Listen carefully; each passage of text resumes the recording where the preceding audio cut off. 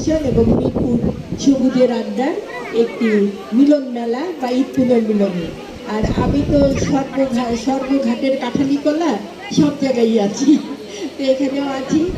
আমরা আমাদের সময়কারীদের কথা বলি। এখানে সবাই আমার ছোট, বেশিরভাগই আমার চেয়ে বয়সে ছোট বা আমার বয়সের কাছাকাছি যারা আছে তারা জানবে। আজকের এই সময়ের ঈদে আমরা যেটা দেখি সেটা হলো কাপড় চোপড়ের অনেক আধিক্য দেখি। আমরা কিন্তু এত আধিক্যের কাপড় চোপড় পাই নাই। একটা ঈদে যদি আমাদের পুরো কাপড় চোপড় হতো, যেমন চুলের ফিতা থেকে জুতা পর্যন্ত, তাহলে আমরা খুশি হয়ে যেতাম, এক সেট কাপড়। আর আমার মা আমাদেরকে ছোটবেলা থেকে বাটার কালো জুতা পরাতো। বছরে একবার এক জোড়া জুতা, এক জোড়া মোজা, এইটা আমাদের বছরে একবার যেত। আর তখনকার মা বাবারা খুবই সংসারী ছিল। জুতাটা একটু বড়,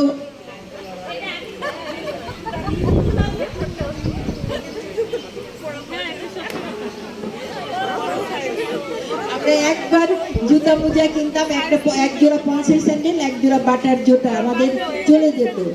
আর এত কাপড় চোপড় আমি কিনতাম না, আমাদেরই কিনে দেওয়া হতো না, সবারই যে কিনতো না না, কিন্তু আমাদের তখন এমন একটা অবস্থা ছিল যে আমরা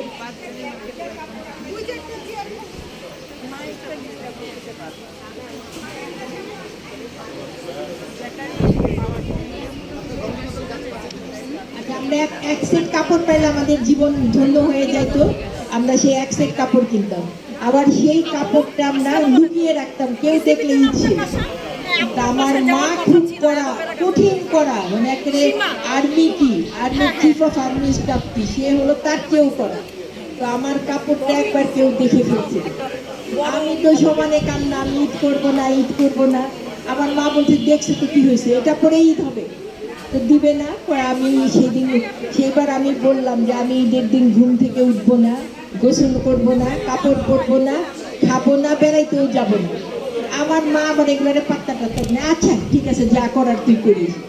আমার আব্বা জানে যে এই ঘাড় তেরা মেয়া তো এটা করবে। তো আমার বাবা আমাকে নিয়ে আরেকটা জামা কাপড় কিনে এনেছিল, সেটা আমি পরলাম। আর আমার মা শিখে গেছিল যে এই তো এরকম হইতেই পারে। দর্জির দোকানে প্রথম রোজার দিন আমরা সব ভাই বোনরা যে মাপ দিয়ে আসতাম, একদম ঈদের রাত্রে ওই জামাটা আসতো, আমাদেরও দেখার আর সুযোগ হতো না। আমি ওইভাবেই সংসার করতাম। আমার ডাক্তার কন্যা, যে কন্যাটা এখন ডাক্তার, সে যখন ক্লাস 6-এ পড়ে, তো ওর এক বান্ধবী আমার বাসায় আসতো, এসে বলে কি যে এই সোমা, তোমার কয়টা জামা?